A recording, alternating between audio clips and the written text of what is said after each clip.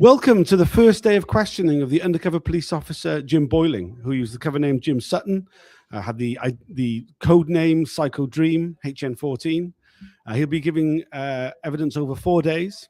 I'm joined by remote link with Chris Bryan of the Undercover Research Group. Yes, going to try and do more things, mix it up. I'm also joined off screen by Jessica. Hey. Who's obviously got anonymity. Jessica, who was deceived into a long-term intimate relationship by the undercover police officer Andy Coles, and a regular watcher of all things Spy Cops. Yes, can't get away from it. Yeah. So it's Boyling. We're finally here with Boyling. We always say, oh, this officer's the worst one. Yeah, no, I've always said that I think he's the worst one. I hate all of them, but he's the one I hate most. I think he's a sick, nasty bastard, and I can't wait to hear the crap that he's going to say today.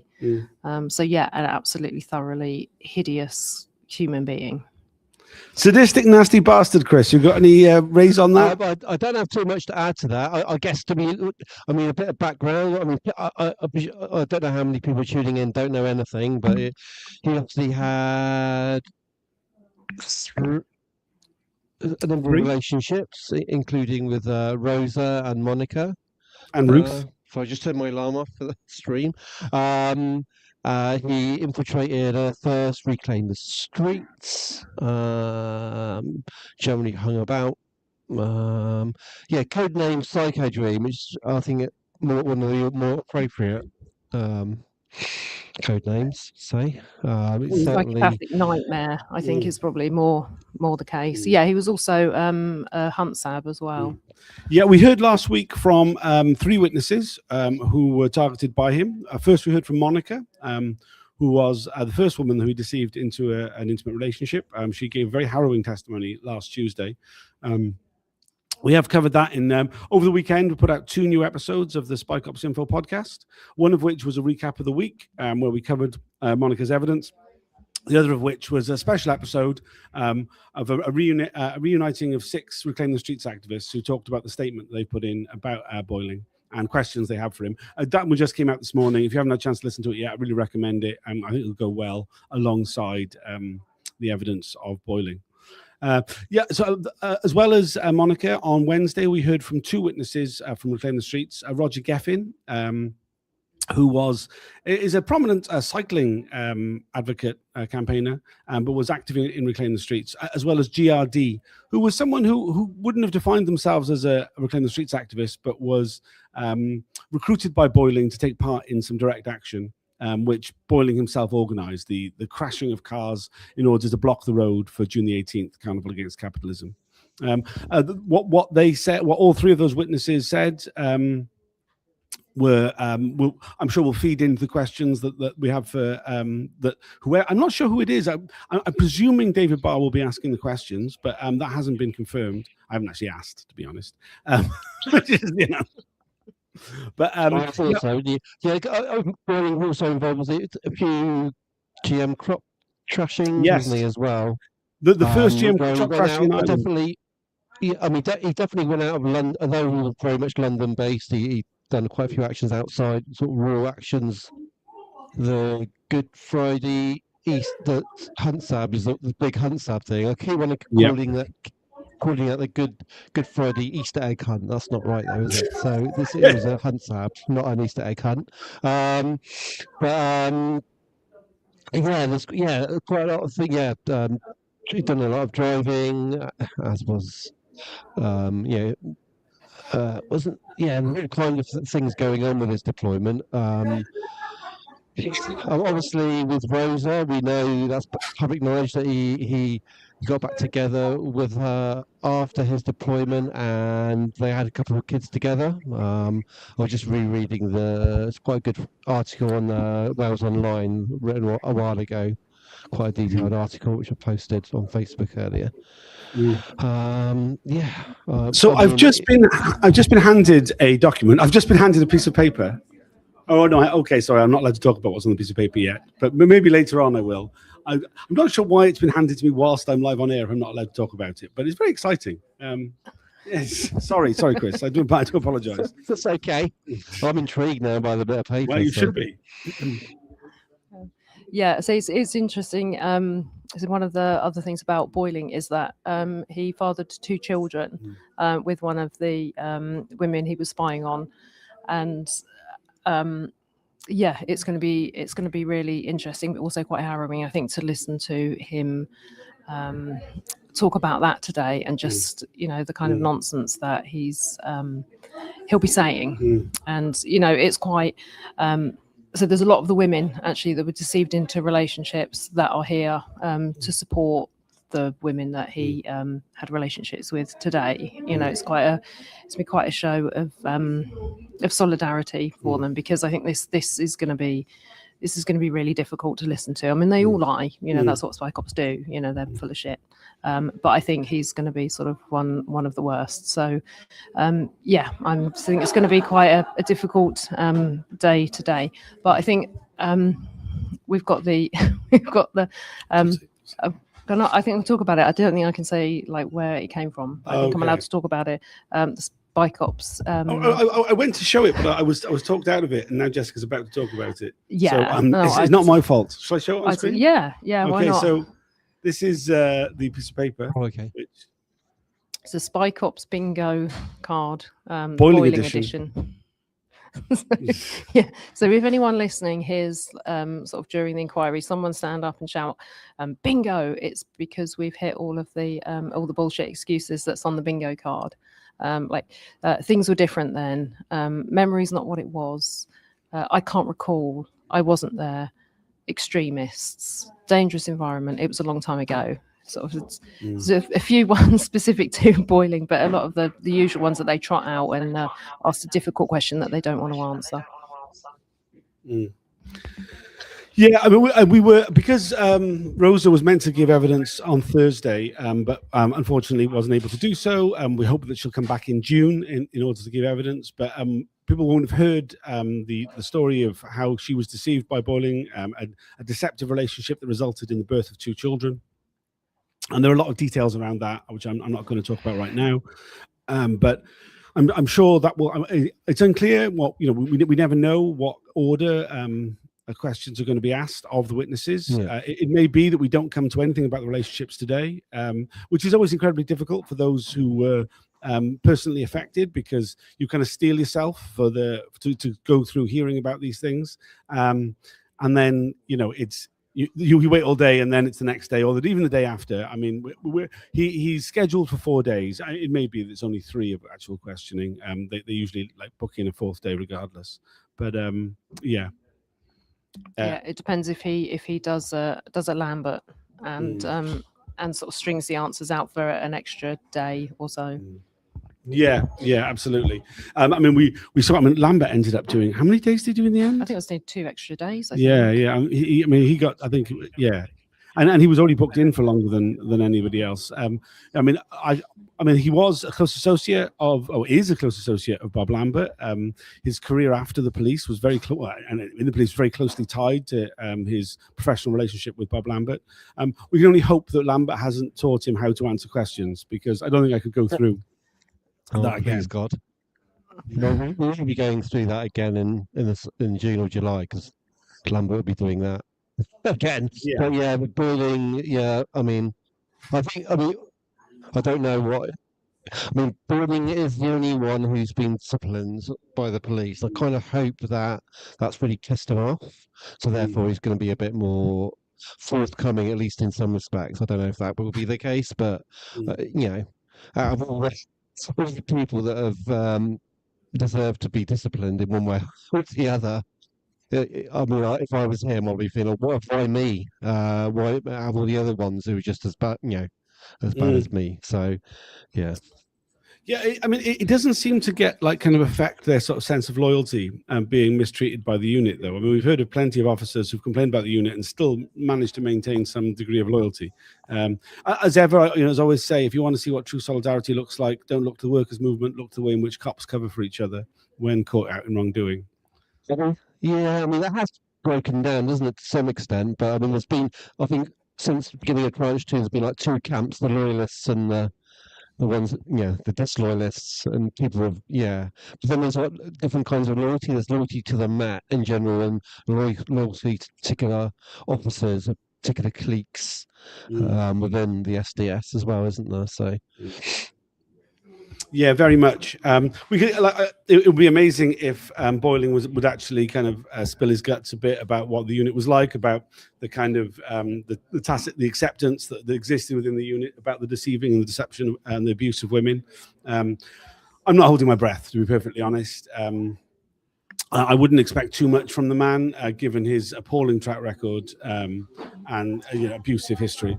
I mean, he has actually said that that Chipface Andy Coles told him that to have like relationships was inevitable, and basically it's sort of it's a bit of a tacit agreement. But also he said that reading the Tradecraft manual, that was his understanding, was that it was acceptable to have sexual relationships, or even fleeting and disastrous ones, which is completely opposite to what Andy Coles said that it was supposed to have meant. Yeah, I mean, I think anybody with a basic understanding of the English language would accept that what it says in the Tradecraft manual is that relationships are acceptable. The way in which Andy Coles tried to defend that and say no, that wasn't what it meant was just ridiculous, and like an insult to anybody has basic cognitive skills, I would argue.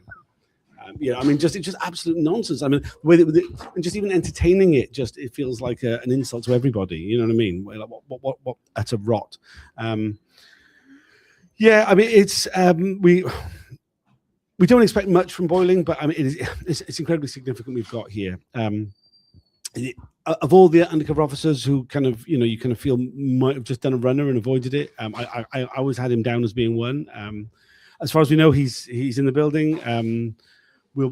He's due to start giving evidence in 15 minutes because of the 10-minute delay. That's 25 minutes from now. So 10 past 10, you'll be able to tune in. Today, that's right, isn't it, for him? What's that?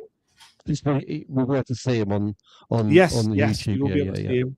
Yeah. I'm just going to share the link. If you're not, I'll just try and I'll share the link on all the platforms just as a comment before on the videos. So you'll be able to tune in from 10 past 10 to hear exactly what he has to say. I'll be doing and hopefully others will be doing the usual sort of Twitter commentary of what's being said. Let me just put that in. So is there anything particular that you, any particular incidents you think are likely to be highlighted, you'd like to draw people's attention to, Chris? No, really. I mean, it's hard to say one thing or the other. One of the things that sticks in my mind, just because I wrote about it quite a while ago, was him being at Kingston Green Fair with Rosa and then bumping into basically his successor in Reclaim the Streets, who's giving evidence next month or the end of this month, Jason Bishop. Right. Yeah, and that being a whole thing. Sort of kind of like and Rosa recalls that happening, and that was like one of the things that points at which she said that she was told by Boyling about, the fact there's a whole bunch of undercovers around, and Bishop being one of them.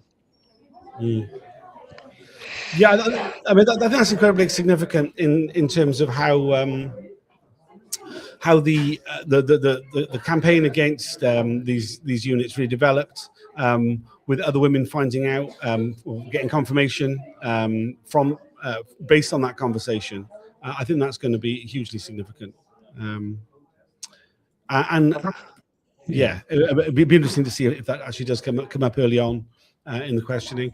Generally, the way these things are structured, it starts off with the sort of background history of the officer in the unit, and goes through the early years of their deployment, how they got an understanding of how they put together the reports, a lot of administrative questions. Yet, having said that, in previous times, David Barr has gone off script and gone straight in with a searching question, and we only have to wait and see what that is going to be. Often, I think, when recently, the last couple, correct me if I'm wrong, he's done a sort of brief preview of the questions, so to speak, on the relationships, and then gone on to other issues on the first day, and then gone back to the relationships on the second and following days. That's how I remember it unfolding. Yeah, so. But I mean, there will be a lot about his sort of background as a police officer. I imagine today as well, leading up to then. So. Just to say that we've got 35 people watching. Only one person has liked it. If you're able to share this broadcast, like it, all that kind of stuff. It really, it's such a cheesy thing to say. It. Come on, guys. Yeah. Please leave a comment. We'll put your comment on screen if it's sensible. If you'd like to join us, I'm just joined now by Kate Wilson, Hi, Kate. regular of this parish. Let me just bring her into focus. You've just come from some sort of demo outside, haven't you? Oh, it wasn't really a demo. It's just the RTS core participants got together with a load of Junior 18 masks to take a picture. There's quite a lot of us here today. Obviously, people are keen to see Boyling, see what he has to say, really. Yeah. I mean, we've just been chatting about what we're looking forward to hearing from Boyling. Is there anything you'd like to highlight? You kind of, I mean, we're just saying, obviously he's been questioned over 4 days, so the way that it generally tends to work, we don't really get to the relationship straight away. It might get mentioned today, but there's so much to go through with him. Yeah, I mean, the first days are often quite dull because they tend to start with the early career. How did you hear about the STS? What kind of training did you get? And basically, it's always pretty dull because they didn't really get any training, and they will deny knowing about the Tradecraft manual. And there is a chance that Boyling is going to be more interesting because he is the only officer who has been disciplined, and he in fact lost his job for gross misconduct over his behaviour while he was undercover, and he's quite peeved about that because he, I think quite rightly, says, well, everyone was doing it, the managers were at it, like, why am I the only one who's getting shit for this? So there is a chance that he is going to be a little bit more candid than some of the earlier officers that we've heard from.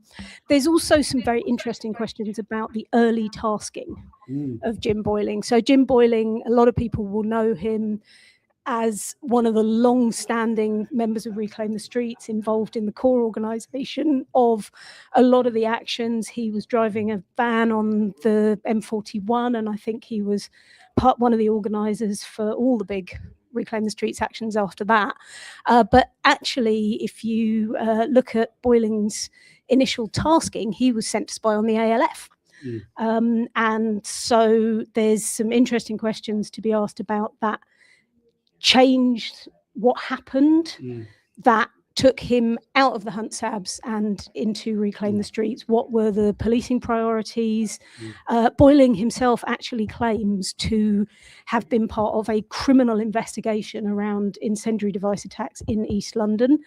We heard about this when GRD was giving evidence on Wednesday afternoon. So far, we've looked, we can't find any evidence of these incendiary device attacks in East London. There are documents referring to 50 attacks over 10 years. It's thought that somebody in the animal rights movement from the area would have heard of at least one of them. But so far, we haven't been able to find any evidence of these actual crimes that Boyling was supposed to be investigating. And bit of a theme, that. Bit of a theme. It is a bit of a theme. There's a lot of... Sounds like another Operation Lime. Maybe Operation Lemon. Yeah. I don't know. Yes, but Operation Lime, the motivation for it is clear. He was getting towards the end of his deployment. He wanted to stay in. Operation Gant is the excuse for deploying Boyling in the first place. And as far as we can tell, this comes from Bob Lambert. He's initially deployed into the East London Animal Rights Group, which, if you remember from T2, is the group that Jackie, the woman that Bob Lambert deceived into a relationship and had a child with, was involved in. And there appears to be this initial tasking for Jim Boyling appears to have been concocted by Bob Lambert, and he's sent in to Lambert's old patch, essentially. He sticks around for a few months, supposedly doing this really important key work around, incendiary device attacks by the ALF, and then just decides to go and spy on some street parties and make sure sandpits don't appear in the streets.